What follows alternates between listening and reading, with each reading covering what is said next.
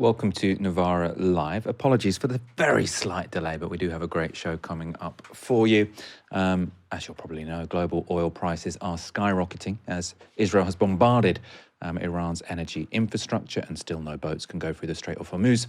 Tony Blair is trying to goad Keir Starmer into joining the war on Iran, and Iran has announced a new supreme leader.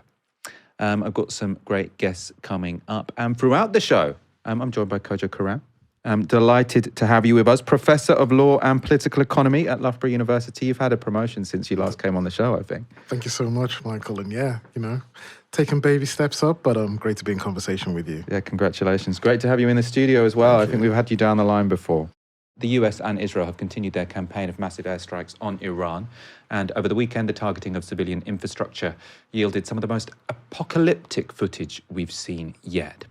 So on Saturday night, Israel struck at least 4 oil depots and a petroleum logistics site around Tehran, setting the skies alight above the city and filling the air with toxic smoke. Just incredible footage. According to authorities, 6 people were killed and at least 20 wounded at one of the sites as fireballs and columns of thick smoke filled the city's skyline. Burning fuel also flowed out of the oil depots and into the city's streets, turning its drains and streets into rivers of fire. It wasn't just oil that caught fire, though. Gas pipes exploded too.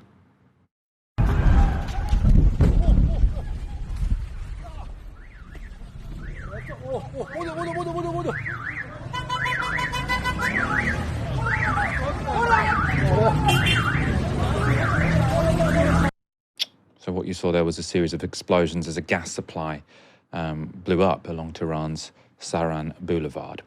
On Sunday morning, those fires were still burning, with smoke continuing to billow from the burning facilities, pumping thick black gunk into the air, as well as into people's lungs. It's a very heavily populated area. When it rained in the early morning as well, the water that fell from the sky was black, blanketing the city in oily, sooty rainwater. The drops are said to have absorbed a variety of toxic hydrocarbons, as well as sulfur dioxide and nitrogen oxides, leading some to label it acid rain. CNN's Fred Pleitgen had this report on Sunday morning. But you can see that the rain water is actually black, also saturated, it appears, with oil. And then if we look over there, you can see that the water that's running down here also is black. So that's what's coming down this morning, this sort of oil-filled rain that we have right now on the Iranian capital after those strikes took place. Writing in The Independent, atmospheric chemist Gabriel da Silva gave this description of the rain's contents. This black rain indicates toxic pollutants such as hydrocarbons, ultrafine particles known as PM 2.5, and carcinogenic compounds called polycyclic aromatic hydrocarbons, which have made their way into the rain. On top of this, there would be a mix of other unknown chemicals, likely including heavy metals and inorganic compounds from the building materials and everything else caught up in the initial explosions and the ensuing fires. Iranians in Tehran have been instructed to protect their health by staying indoors, using masks and avoiding the rain. But naturally, people are terrified. Mehdi, a Tehran resident, conveyed this message to The Guardian by relatives outside the country. We are so scared to even clean the windows and balconies. There's soot everywhere, and we don't want to touch it with gloves. My eyes are burning, and I look outside and see people without masks are going on with their daily lives. I am not so brave. There's this smell in the air I can't explain. Another resident wrote this on Sunday morning after leaving Tehran. The Ray depot, you won't believe, was still on fire, and it's insane because in the night it looked like day, and in the day it was so dark it looked like a new moon night. So dark, just like our futures. While I was leaving, I noticed there wasn't a single bird in the sky. And you know what they say, when the birds abandon you, you are truly on your own. We have so many cats in the city. If these attacks continue, whoever rules here next, they will rule over a democracy of cats. But then even cats only have 9 lives. Kojo, I sort of saw these images on Saturday, and it's one of those ones where I had to say, no, surely this is AI, right? This can't be real. And well, I mean, it's not just a metaphor. It's the real instantiation of a war, which we hear so much about this being targeted strikes, but a war against the whole people, like a city which is literally raining oil because the Israelis targeted civilian infrastructure. I mean, absolutely. I mean, those images show the real horror of what war actually means. And so when people are championing the idea of foreign intervention, when people are enjoying the kind of military aggression of this recalibrated Trump America, this is what the reality of it actually is. You know, people with their eyes burning, people, having to navigate scenes that, like you say, don't look like real life. It looks like, something from the end of days, the book of Revelations, There's a Pablo Neruda line that comes to my mind when I was looking at those scenes from the poem I Shall Explain This, where he talks about bonfires leaping from the earth and devouring human beings. And that's the reality of what we're seeing here. And I just hope that those who do champion the aggression that Trump has shown towards Iran also champion the huge amounts of human casualties and refugees that are going to be produced by this, especially when they then, eventually start to seek refuge, perhaps right on our shores. I suppose, the sad thing about the war with Trump and Hegseth running it is that, they do. It's not like, well, they say this is going to be a war, but don't worry. Hegseth has literally said, the people who should be worried are the Iranians who think they're going to live. Yeah. Right? So they're not pretending that this isn't a deadly war against millions and millions of people. Yeah. Let's go back to what else happened over the weekend. So, and into today, of course, where the US and Israel have continued their bombing campaign across Iran. In Isfahan, a historic city in central Iran, airstrikes took place close to a pro-government rally with people waving Iranian flags and shouting "God is great" as smoke filled the sky over their heads. Similar rallies have taken place across Iran, celebrating the appointment of new Supreme Leader Mojtaba Khamenei, the son of killed former Supreme Leader Ali Khamenei. And we'll be discussing him in much more detail later in the show.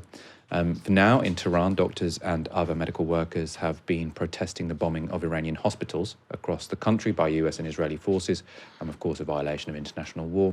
According to the country's medical council, 20 hospitals have been attacked, with 10 medical personnel dying in the assaults. CNN has been backing up those reports.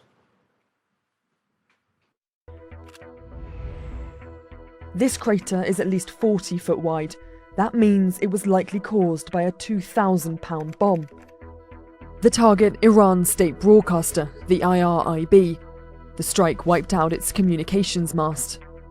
These bombs used by both the US and Israel are capable of killing or wounding people more than 1,000 feet away. And just 100 feet away is the Gandhi Hospital, one of the biggest in Tehran. Glass shattered, walls collapsed, and patients, including babies, being rushed out. As more videos like this one began to emerge, we started verifying them, pinpointing the hospital where each one was filmed. Then we cross-referenced with satellite imagery to see the damage caused by US and Israeli strikes. Like here, you can see the blown-out windows of the Gandhi Hospital from space. Over in another central part of Tehran is the Motahari Hospital. And just behind it is the Iranian police headquarters. In fact, you can see a police helicopter pad down here. This image is from just before it was struck, and this is after. Entire buildings flattened. The Motahari Hospital is still standing, but we verified this video showing substantial damage inside. It's not the only hospital in the area affected. Over here is the Khatam Hospital. Glass windows shattered, and medical staff are seen running out. Further down the same street is the Iranian Red Crescent Society. Smoke billowing from behind the building. Again, people are fleeing. Across Iran as a whole, more incidents like these are emerging. We geolocated this video to the Persian Gulf Hospital in the city of Beshahar. You can see newborn babies being carried out amid the rubble. It's not just hospitals the US and Israel have hit. There was, of course, the girls' primary school hit by missiles in Iran's Minab. At least 165 people were killed there, most of them young girls aged between 7 and 12. And new evidence has added weight to the claim that the US was responsible for those strikes. So footage released by Iranian news agency Mehr and geolocated by Bellingcat shows a US Tomahawk missile hitting an Islamic Revolutionary Guards Corps facility on the 28th of February, the same day the school was struck. In the video, smoke can be seen already rising from roughly the location of the school. relative to the IRGC building, suggesting it had been hit shortly before the second strike. The US is the only actor in this war known to have Tomahawk missiles. So strongly just suggests that it was a Tomahawk missile that also hit that school. That's an uncomfortable revelation for US President Donald Trump, who was asked about the attack on Saturday. Did the United States bomb a girls' elementary school in southern Iran on the first day of the war and kill 175 people? In my opinion, based on what I've seen, that was done by Iran. Is that true, Mr. Higson? It was Iran who did that? We're certainly investigating. Still investigating? But the only side that targets civilians is Iran.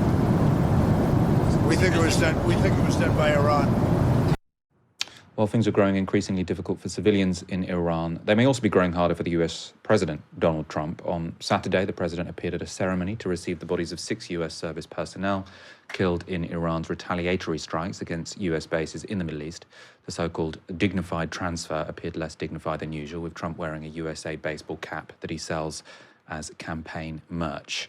Those were scenes so potentially disrespectful to the American public that Fox News aired archived footage instead, showing Donald Trump at a previous transfer involving the remains of US troops from Syria. Fox later issued an apology. But Trump may also be troubled by ruptures in the world markets today. Oil hit $120 per barrel this morning, and the highest it's been since 2022, the year Russia invaded Ukraine.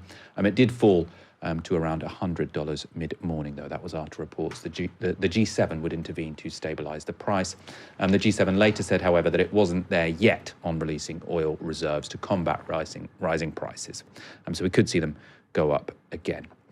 Global markets have also been hit hard, with the US and Israel's war on Iran thought to have knocked £4.5 trillion from global stock markets. And that valuation doesn't include this morning's oil shock. That surge in the price of crude is a result of Iran's decision to close the Strait of Hormuz. That's the narrow corridor between the Persian Gulf and the Arabian Sea, through which the vast majority of oil produced in the Gulf states must travel. Iran has threatened to set any ships attempting to pass it on fire, threatening global oil supplies. Some in the Trump administration appear to think this is all a price worth paying. This was White House Press Secretary Karoline Leavitt on Fox News. Now, with respect to what's happening with gas prices right now, this is a short-term disruption for the long-term gain of taking out the rogue Iranian terrorist regime and finally ending their restriction of the free flow of energy in the Middle East and in the Strait of Hormuz. Earlier today, I spoke to foreign policy analyst and host of the View From Here podcast, Jasmine El-Gamal. Jasmine also served as a Middle East advisor to the Pentagon during the Obama administration. I began by asking her whether the attacks on Tehran's oil facilities reflected an escalation in the US-Israeli war on Iran. It serves as a pretty big escalation because of the precedent that it sets. Iran itself said in its response that this sets a precedent and that it should be expected to retaliate in kind. And we've seen that retaliation in Bahrain. And of course, it could happen with other countries as well. One of the biggest things we're looking at this week is the potential for further expanded strikes on energy infrastructure, both in Iran and in the Gulf. We've talked a lot on the show about how the Americans and the Israelis seem to have somewhat different objectives. Is it your understanding that the attacks against the oil infrastructure is by the Israelis? Because the Americans, by all accounts, seem quite concerned about oil prices at the moment. So sort of sparking a war where everyone's incentivized to hit each other's, oil reserves seems like an odd move. That's right. And it's not just because of the oil prices, but it's also about the future of Iran. If you are going to be setting this country up for success, let's say after this regime is gone, in whatever time frame that is, why would you attack oil infrastructure that actually serves the Iranian people and would ostensibly be used for future generations of Iranians? And so that's something that Senator Lindsey Graham, for example, posted about on X. As you know, he's been one of the loudest voices pushing for this war and advocating for the war. There's been reporting that he was very closely aligning and coordinating with Prime Minister Netanyahu and Israeli intelligence to come back to President Trump and use those points to advocate for the war. He's long been an Iran hawk advocating for regime change. Even he put out a statement after this saying, "Thank you, we're very grateful to the Israelis, we're in lockstep with each other, but please make sure you're not hitting any infrastructure that will prevent the Iranian people from having a solid chance at a better future. What do you think it would take for the United States to reopen the Strait of Hormuz? Because this seems to be the key choke point now that Iran is sort of creating leverage by keeping this closed. I mean, is it the case that the only way to reopen that is to make some kind of negotiated peace with the Iranians, or do you think there is a military solution there? Short answer, there's no military solution. There is rarely a purely military solution for any of these big issues that we're talking about. And this is coming from someone who worked at the Pentagon. It's ironic that people who work in the military sphere are sometimes the ones who know best that the military is not a solution in itself.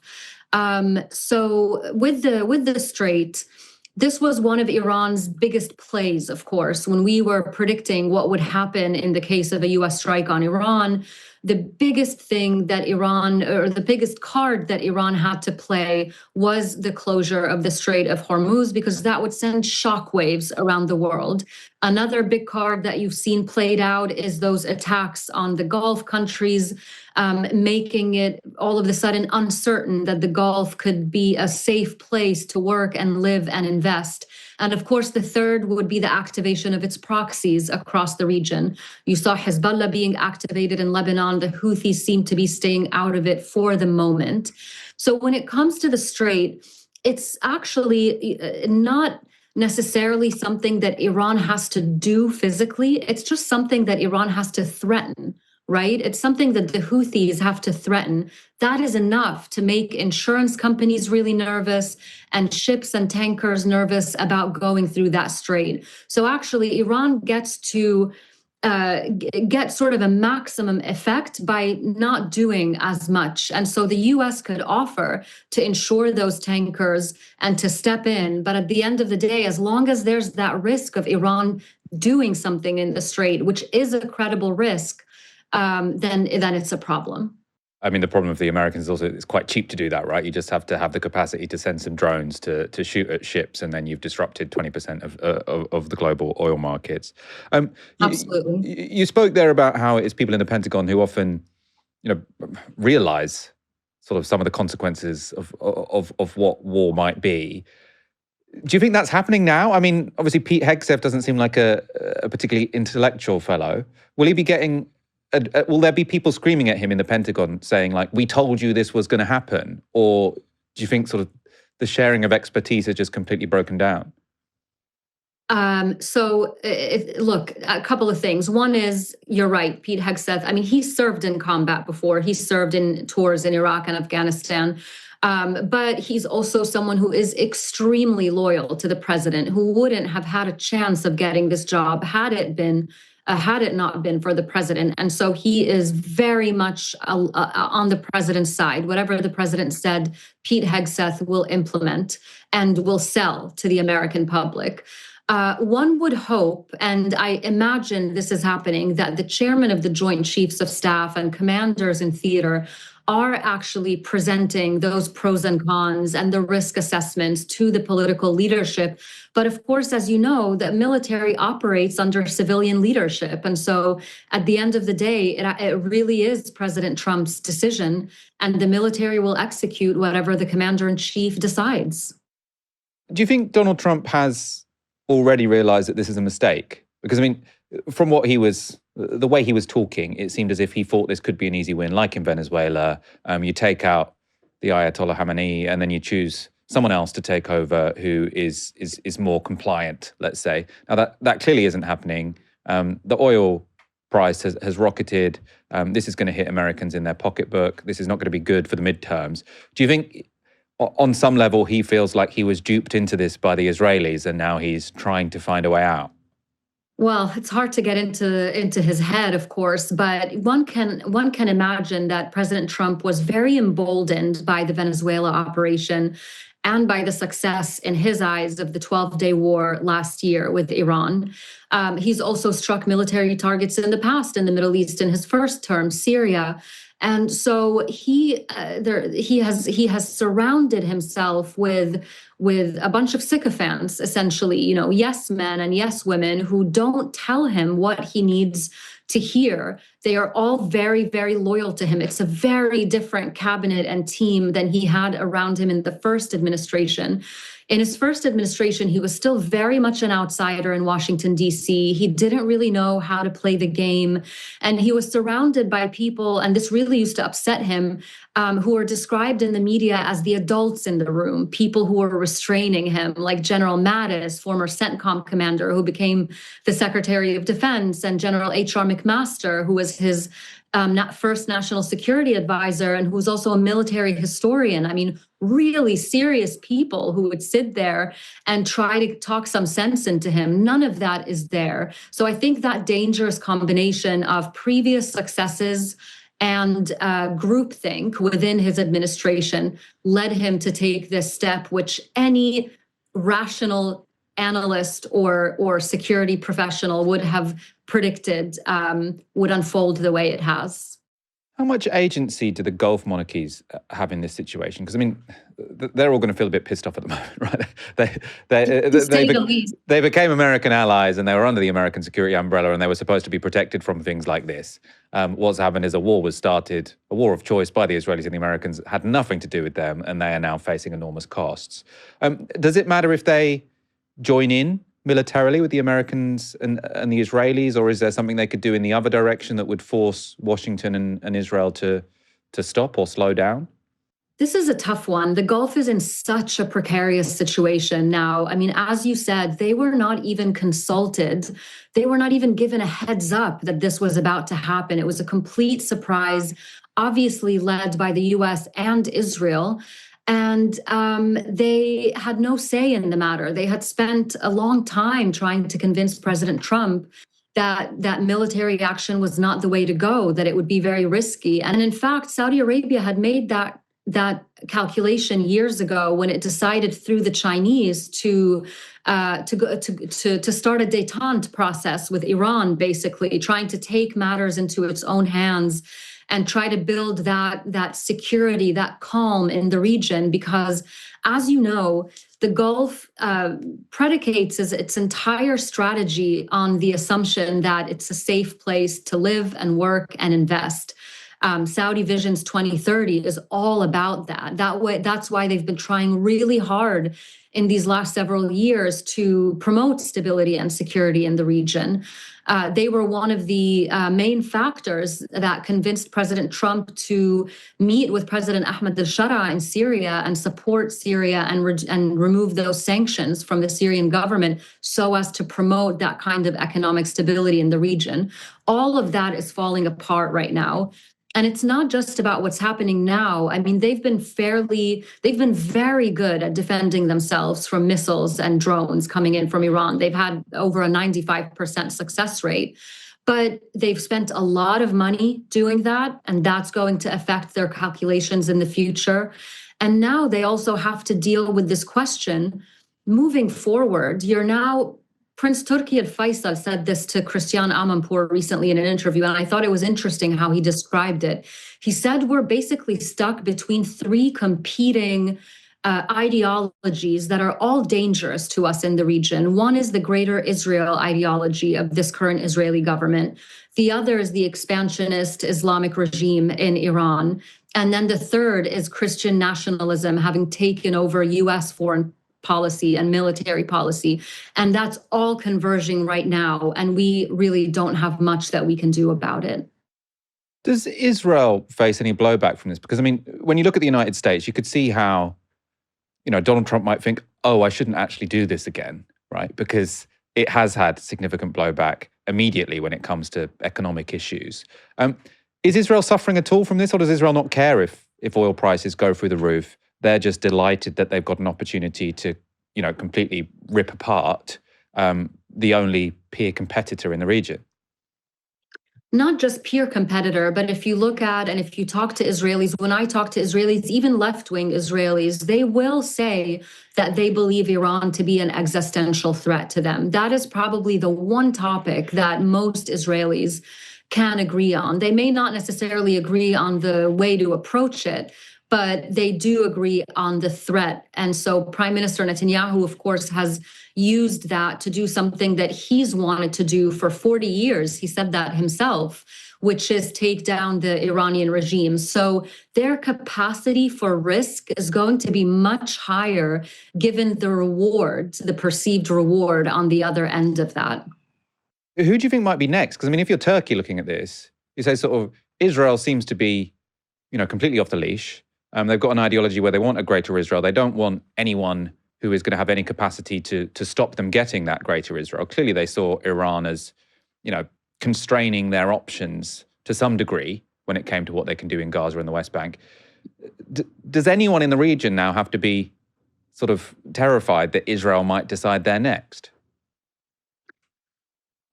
Short answer is yes. I mean, the Israeli government has really operated with near total impunity ever since October 7th and haven't really been held to account by anyone, not the Europeans, not the Americans, and not even the Arab states and the Gulf, to be honest with you. They haven't really faced the diplomatic isolation, the economic isolation that one would have expected, given what they have done in Gaza, the West Bank, violating international law in so many different ways, the ICC arrest warrants. They just haven't been held to account.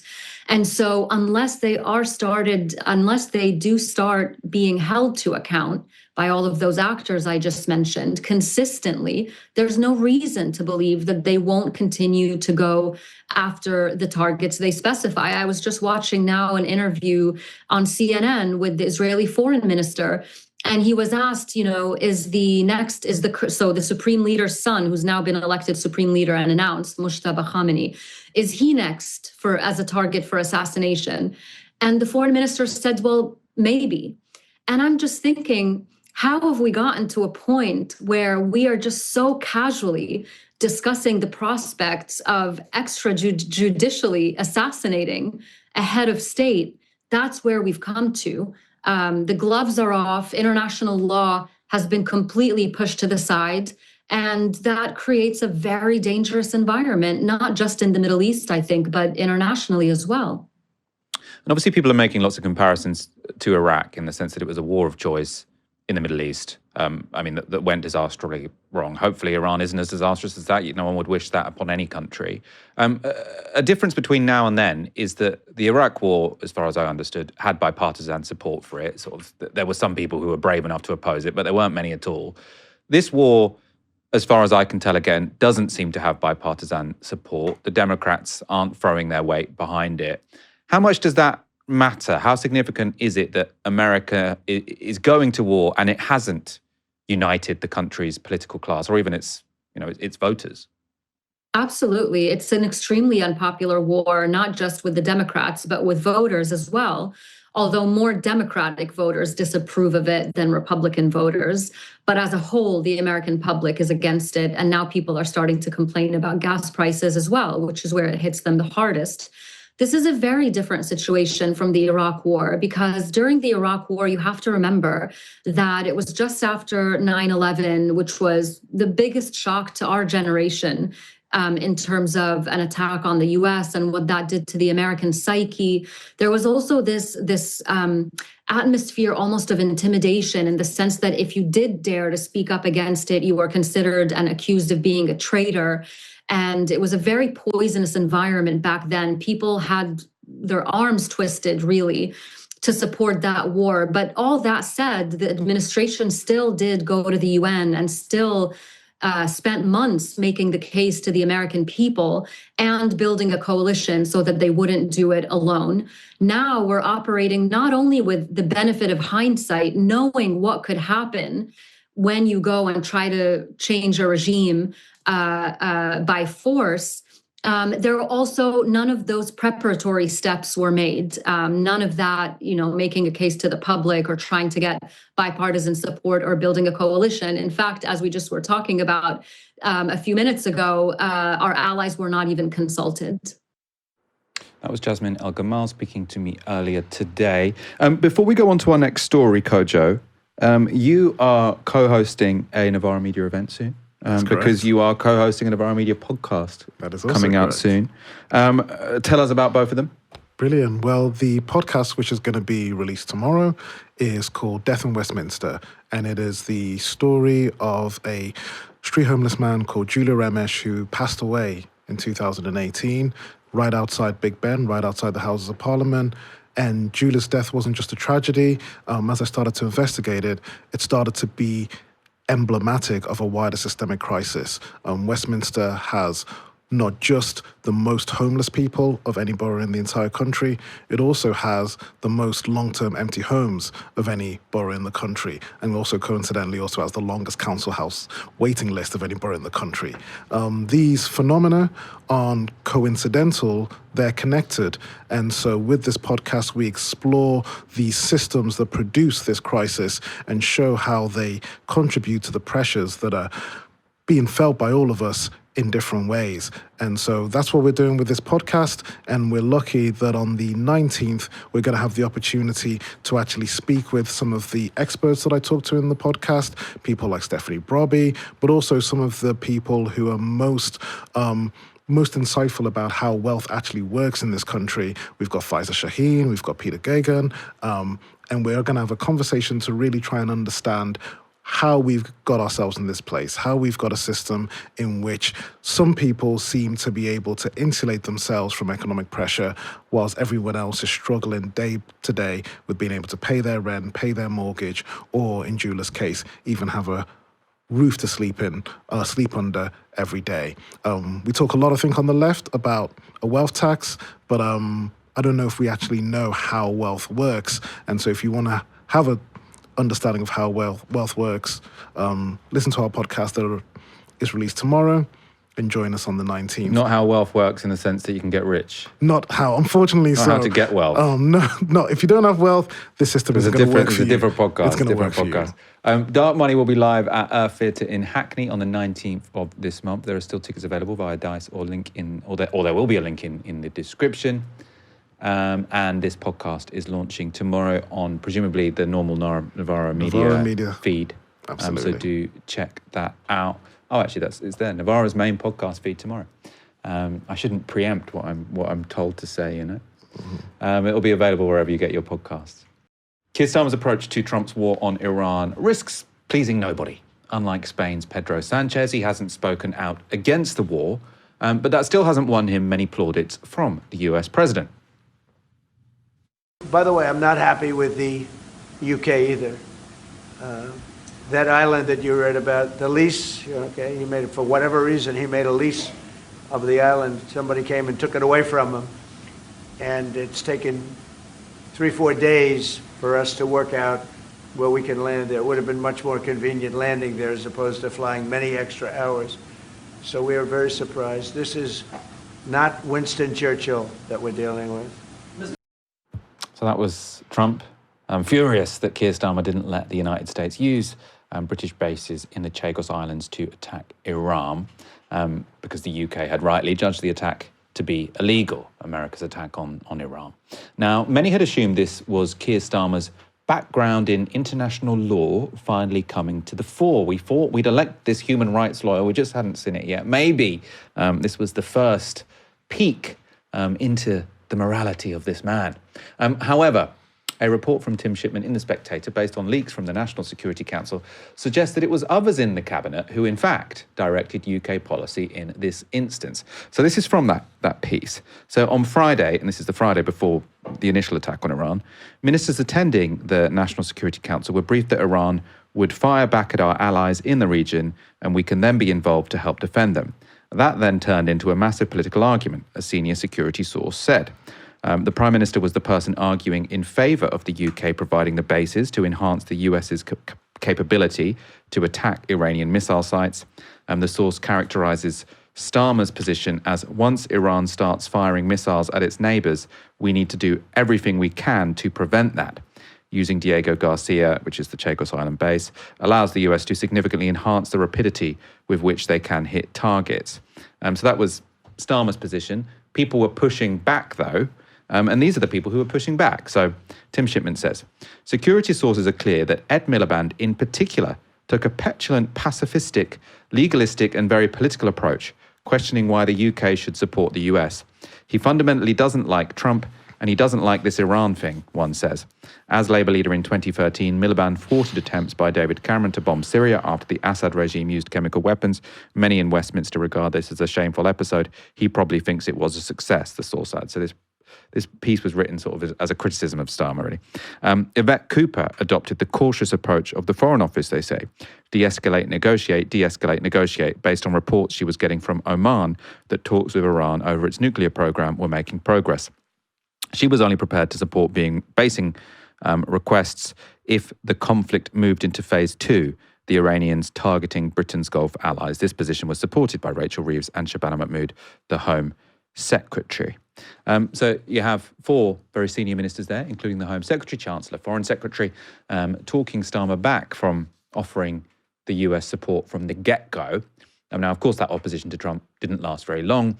Starmer has since agreed to allow the US to use British bases for what he called defensive strikes on Iranian missile sites. At least 4 US bombers have now arrived at RAF base Fairford just days after Washington warned that strikes on Iran would surge significantly. So it's a little bit ambiguous here, Kojo, because it seems like Yvette Cooper and Reeves and Shabana Mahmood, they're kind of agreeing to what happened anyway, which was once Iran does these retaliatory attacks, then the Brits can get involved. Though, I mean, that's also, if you're saying to the Americans, well, if you attack Iran and then they respond, then we'll get involved. Well, obviously Iran was going to respond. Of course. So is it meaningful? I mean, it doesn't seem that substantial, and like you say, eventually what was being discussed is what panned out. But I think it's interesting that within the cabinet there seems to be some division on how easily the Labour government should, agree to Trump's requests, and I think that division might speak to a further division in the government that might manifest itself over the coming months. Yeah, it's also, I mean, it sounds like Ed Miliband was saying we actively want to stand up against Donald Trump. Why, everyone in the country hates us. They also hate Donald Trump. Why don't we take advantage disagree with him? That would maybe make sense. As we've seen, Starmer's initial decision to refuse the Americans' use of our bases, British bases, drew the wrath of Donald Trump. Someone else unimpressed, and was apparently Tony Blair. Who would have guessed? Speaking at a private Jewish news event last Friday, Blair told an audience that the UK should have backed Trump from the beginning in Iran. So the Independent reports that Tony Blair said this at the event. I am not saying anything that I haven't already said to the government. I think we should have backed America from the very beginning. We have got to be very clear about this as a country. We're depending on the American alliance for our country. They are not just an ally, they are an indispensable ally. The American relationship matters. It matters particularly today. It's not a question of whether it's the president, this president or that president. If they are your ally and they are an indispensable cornerstone for your security, you had better show up. On foreign policy, I think people would just prefer you to be strong and out there and clear, even if they don't agree with you, which is exactly his position when it came to Iraq.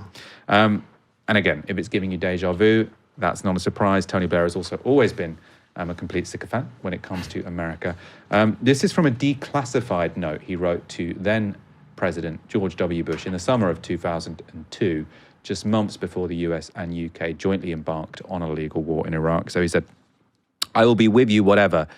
But this is the moment to assess bluntly the difficulties, the planning on this, and the strategy are the toughest yet. This is not Kosovo. This is not Afghanistan. It is not even the Gulf War." So I suppose, to be honest there, he's sort of pushing back, saying Iraq will be difficult, but he is saying, I will be with you, whatever, which Keir Starmer hasn't said to Donald Trump. If we're going to give him a little bit of credit, maybe some is due there, not much.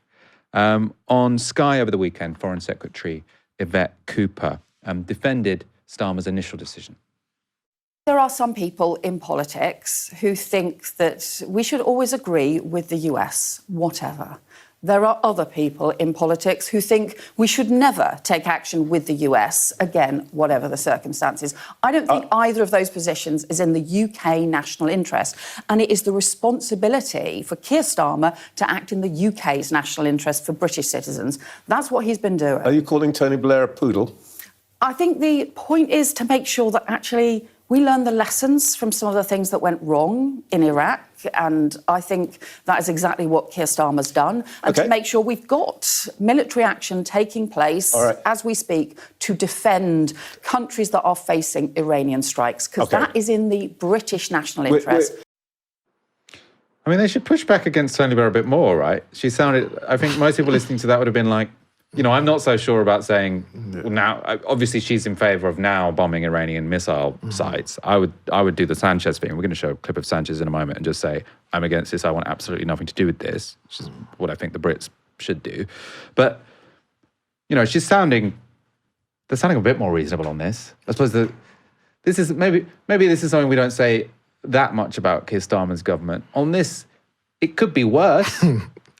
I mean, I think that just shows how far Blair drifted away from, you know, his initial promise of being, you know, this kind of third way Labour politician when he first, you know, won that overwhelming landslide in 1997. I mean, his statement around the bombing of Iran, I mean, talk about, you know, the turd just refuses to be flushed away.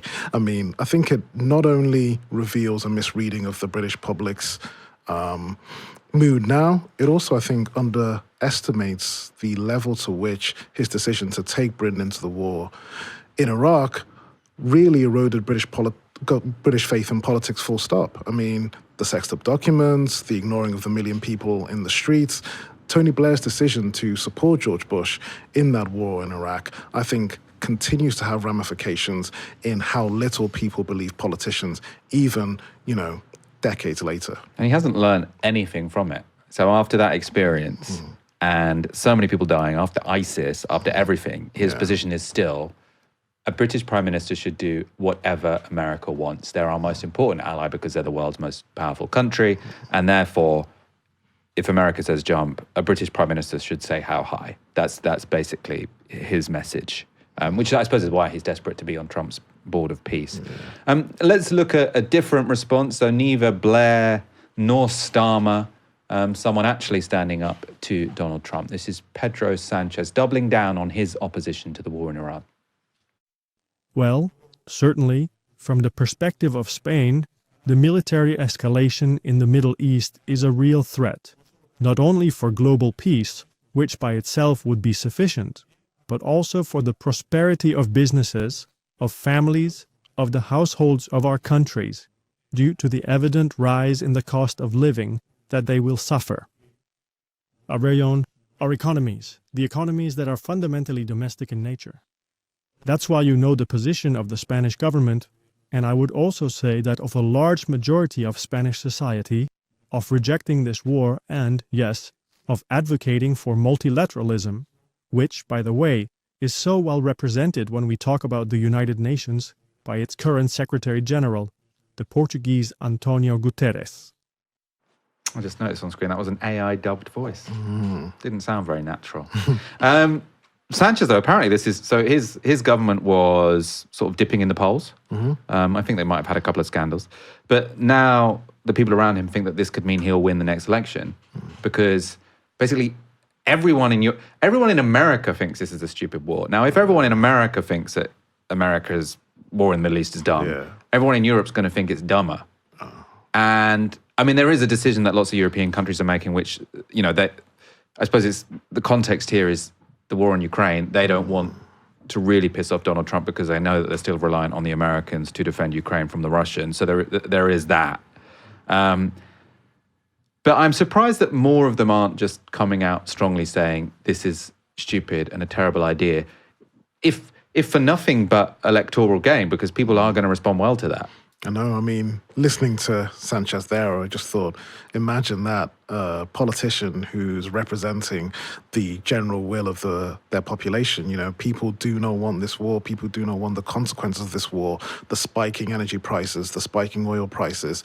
And there's an open goal for a politician to particularly and, you know, articulately represent that, especially when you consider the fact that the alliance between the United States and European leaders has been fractured by Donald Trump's actions so aggressively over the past few months. So why would a British Prime Minister or a leader of another European nation state be so sycophantic towards Trump when he's clearly shown, you know, threatening to invade Greenland, that he doesn't respect Europeans as equal allies? Kojo, Karam, thank you so much for joining me. We've got to let you go because you've got somewhere to be. Yeah. You guys don't go anywhere though, because we have another interview coming up for you now. Donald Trump wanted Iran to look like Venezuela. His plan, to the extent he ever had one, was to make the Ayatollah Khamenei, or to take him out, and have him replaced with someone more accommodating to American interests. He was explicit in this. So speaking to Axios last week about who could become Iran's new supreme leader, Trump said, quote, "I have to be involved in the appointment, like with Delcy Rodriguez in Venezuela." Trump, though, has not got his way. Mojtaba Khamenei was on Sunday announced as Iran's new supreme leader. If that name sounds familiar, there's a reason. Mojtaba is the son of the deceased supreme leader, the Ayatollah Ali Khamenei. The 56-year-old mid-ranking cleric has until now kept a low profile. Mojtaba Khamenei has never held government office or given public speeches or interviews. Nonetheless, thousands today gathered in Tehran's main square to pledge their allegiance to Iran's new ruler.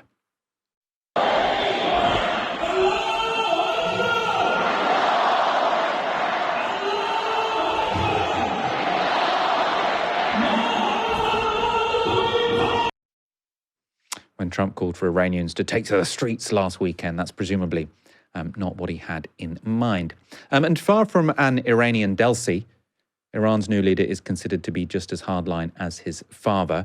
And the fact that the US and Israeli strikes have now killed his father, his mother, his wife, and one of his children also means that Mojtaba Khamenei is unlikely to be willing to do the US or Israel's bidding.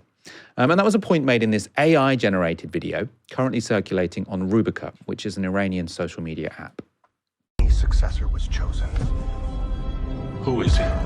Mojtaba Khamenei. Khamenei again?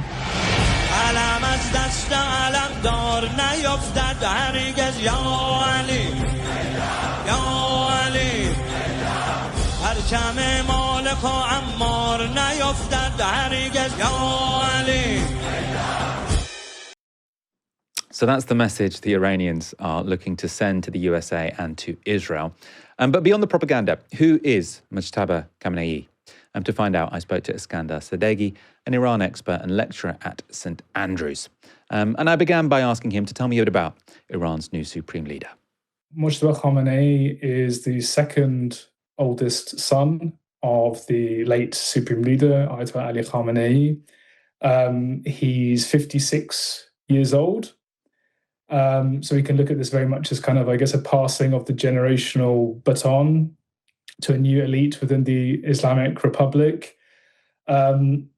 He's basically never had any public office. So unlike his father, who was both in the Revolutionary Council at the very beginning of the revolution, he was the Friday prayer leader for Tehran, which is a very kind of significant position. He was then the president for 2 whole terms.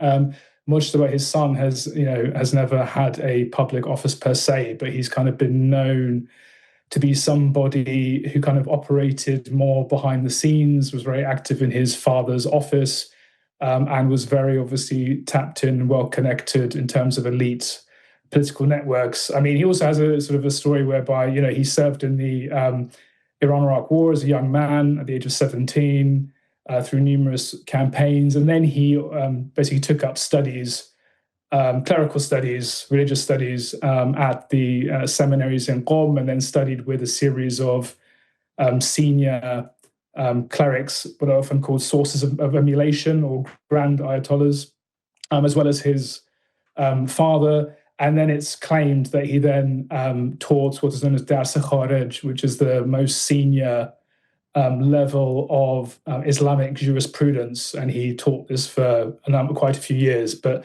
again, in such cases, it's quite difficult, to really separate, truth from some degree of, let's just say, exaggeration. Or we're still figuring out really who he is. And I think the key thing to really grasp is that he's not well known to the Iranian public as such. I mean, unlike his father, who, like I said, had this sort of precedent and was known for at least, well over a decade before he was elected as Iran's supreme leader. And would he have been chosen as the supreme leader had it not been for his father being killed. You know, if the Ayatollah Ali Khamenei had just died of natural causes, he was 86, of course, would someone else have got this role? I mean, on the one hand, obviously, like, dynastic succession is, I mean, a taboo in the Islamic Republic. I mean, historically, it's been, you know, I mean, Ayatollah Khamenei famously in 1971 actually even wrote a really searing statement actually saying that Islam and sort of dynastic succession and like monarchy were fundamentally incompatible. So it's kind of been very much a taboo. And then even during his lifetime, when he was himself, you know, the founder of the Islamic Republic, when he, you know, in his own lifetime, when he was asked about his son, Ahmad Khomeini, maybe possibly succeeding him, he absolutely kind of repudiated it and dismissed it. So it's been something of a taboo. But I mean, there's also been rumors that Mojtaba Khamenei has been a very powerful person behind the scenes for at least I can remember as early as 2005. So famously, Mehdi Karoubi, who was a presidential kind of candidate both in 2005 and 2009, wrote a famous letter in which he basically alleged electoral interference, and he sort of claimed that Mojtaba Khamenei had played a very kind of important role backing one of the candidates, namely Mahmoud Ahmadinejad, who was then elected in 2005. So he's had like this powerful kind of role. Obviously, in Iran's system, the supreme leader has a significant part in determining the 6 jurors who sit on the Guardian Council. The Guardian Council then has the prerogative to then veto candidates who they deem unfit for office, basically, and to disqualify them. Has this sort of power of what's called approbatory supervision. And so the Assembly of Experts has simply gone through the same process. So who can stand for the Assembly of Experts is also overseen by the Guardian Council, and that means that various kind of notable candidates, whether it's Hassan Rouhani, yes, as well as Hassan Khomeini, the grandson of Ayatollah Khomeini, haven't been able to actually stand in these elections. So on the one hand, you know, it's very clear that Mojtaba Khamenei has been a very influential person. Clearly, his father had very much this idea that he would play a significant role in the state. But I think because of the sort of ideological sort of foundations of the Islamic Republic, it would have been quite difficult. So I don't think it was a foregone conclusion that he was, you know, from 2005, we can see his, you know, Khamenei, his father, orchestrating this all. I think it's a bit more complex than that. So I do think that the war in particular, I think the martyrdom of his father, his wife, his mother, and his child, and given sort of the very, very significant kind of symbolic weight of martyrdom in Shia Islam, and within the system, I think, you know, these are all things which made his election far more probable. Also, I mean, the other thing that's even more important in many ways is that he's always been close to the IRGC and the security apparatus as well. So given the fact that Iran is in the middle of a war, it was always more likely that the IRGC and also powerful centers within the system were going to support a candidate who was going to carry on, in some sense, the legacy of his father, who was going to have a hard line in defending the country's independence and also, you know, preserving the system, the Islamic Republic. I mean, so I think the war made it far more likely, even though you could argue that he certainly was being kind of nurtured to play a powerful role in Iranian politics and had been playing such a role. But I think this made it far more probable because under the conditions of the war, and where Donald Trump is basically saying that I should have a say in determining who should be the next supreme leader of Iran, I think, you know, a more conciliatory candidate would have obviously been perceived as a sign of weakness and capitulation and so on and so forth. So I think, you know, again, the section of Mojtaba Khamenei is very much saying, no, we're going to continue in the line of Khamenei Senior. And it's very much, in essence, sort of giving a sort of a middle finger to sort of Donald Trump and saying that they aren't going to be, in a sense, swayed, not going to capitulate, basically, and that they're going to carry on and inflict, you know, it's going to have a significant price for the United States as well. So I think, it's a complex kind of picture, but the long and short of it is that, absolutely, I think that the war made it more likely. Clearly, there's symbolism to this, right? It's saying, Donald Trump, you wanted to kill our leader and get someone more moderate or more accommodating. And not only have we picked another hardliner, he's literally got the same name as the guy you just killed. So you've replaced one Khamenei with another Khamenei. You can see the message there is strong. To what extent do you think that's the main reason he's been picked? Because obviously, he could have this job for the next 40 years. And, is there a danger that he hasn't been picked because he's going to be a particularly competent supreme leader and he's been picked for a sort of short-term messaging purposes? Obviously, the future is very uncertain, but is there a possible danger there? There's lots of dangers there. I mean, so for instance, I think it's going to be profoundly alienating for many, many Iranians who aren't going to, even if those who maybe accept the Islamic Republic but are more on maybe the centre-right or the reformist wing of the political establishment, they're obviously going to be profoundly alienated. And many in the system might think that this is actually a violation of the basic foundations and principles of the Islamic Republic, as I said. I think that is a real kind of danger. But I think the thing that we have to think about is that the Islamic Republic generally, in times of crisis, what it does, it tends to double down on the base, on the real hardcore base. So that's really the key thing, and because they understand that that's the kind of the social base and the forces which are going to mobilize in the streets when they're called upon to.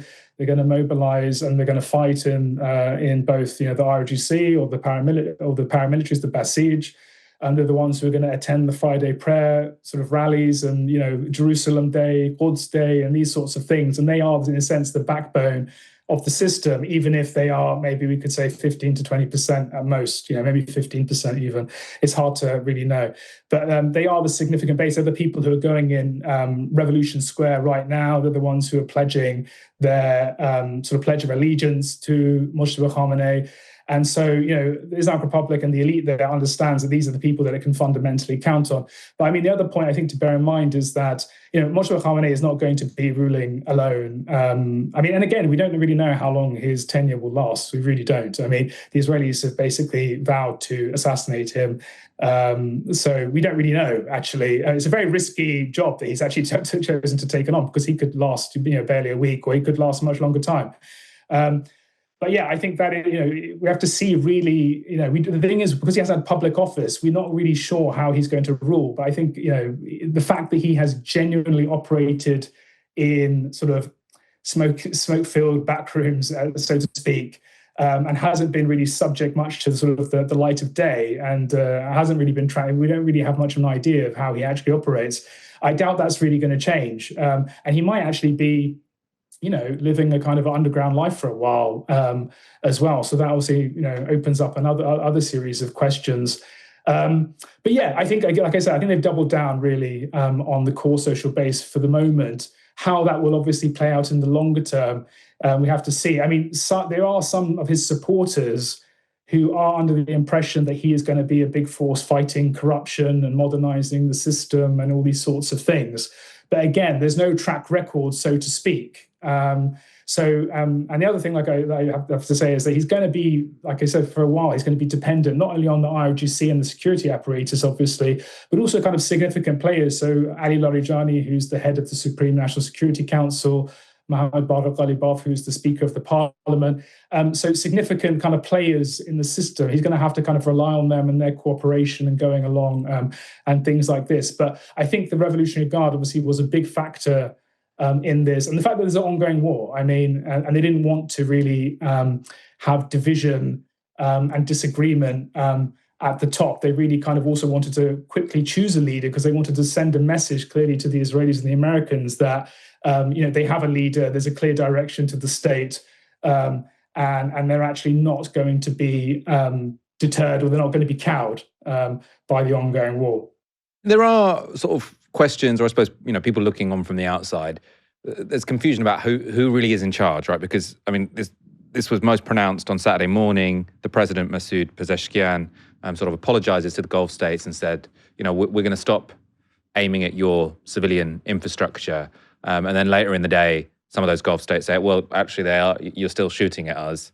And lots of people's interpretation is that the president didn't have much power, and the IRGC weren't necessarily supportive of what he had publicly said. To what extent does the Iranian regime seem quite divided at this point in time? President Pezeshkian, I think from what I understand, and again, we don't really know, but I think I got the impression, or some people have circulated this idea, that he did this on a rather ad hoc kind of basis. And then he then came out later and actually said it was misinterpreted and misread. And obviously, in stating that, I'm sure you saw Donald Trump quickly put out a Truth Social by saying, oh, this is a sign of capitulation and so on and so forth. So no, I think that was really by more powerful elements within the system quickly kind of repudiated that idea. And I think it's very clear he's not in the driving seat, and he hasn't been. I mean, he wasn't even in the time of Ayatollah Ali Khamenei. He's in the latter part after the June War. After the June War, Ali Larijani clearly and the IRGC were clearly in the driving seat and were clearly the main decision makers on national security. I mean, there's even sort of anecdotes where Pezeshkian was asked certain things and he actually said, please refer to Ali Larijani because he's the one who's ultimately deciding. So I don't think it's divided. I just think that the president is actually, in the case of the war, is actually marginalized, and it's the Supreme National Security Council which Ali Larijani is heading, and of course, in which sort of major military figures and the Speaker of Parliament and so on they all sit on the Supreme National Security Council, and they're making decisions with respect to the war. I mean, and they're the ones who have adopted this like mosaic posture sort of strategy, whereby even if senior officers in the chain of command are killed, then basically those on the ground will continue and know their orders and will continue to actually fire or conduct the war as they've been instructed. But yeah, Pezeshkian's not in the driver's seat. And I don't really think those who are making decisions are not divided. But, the broad political elite within Iran, yeah, of course. I mean, former presidents like, Mohammad Khatami or Hassan Rouhani and various others, though, Hassan Rouhani has sort of basically offered his congratulations to Mojtaba Khamenei. So we see many people kind of in the context of the war are showing themselves to be supporting the system, supporting the state. I mean, the question always is like, once the war ends, and we don't know when that's going to happen, then that's usually when contention and division and disagreement starts to really come to the surface. And similarly, at the level of society more broadly, I mean, again, we're seeing a kind of a strong front in many ways, especially as many have realized that this war is not a war of quote unquote liberation. It's really having devastating effects for the entirety of the society. Many sort of, they're standing behind the state, or if not, they're basically, obviously, definitely not welcoming this sort of act of aggression. But then, obviously, once the dust settles, that's when you'll see the disagreement coming out. But yeah, I don't think Pezeshkian is a player. I mean, he really isn't a significant figure, and he hasn't been for quite a while. That was Eskandar Sadeghi speaking to me earlier today. And thank you all for watching this evening. Come back tomorrow for another live stream from 6 p.m. For now, you've been watching Novara Media. Good night.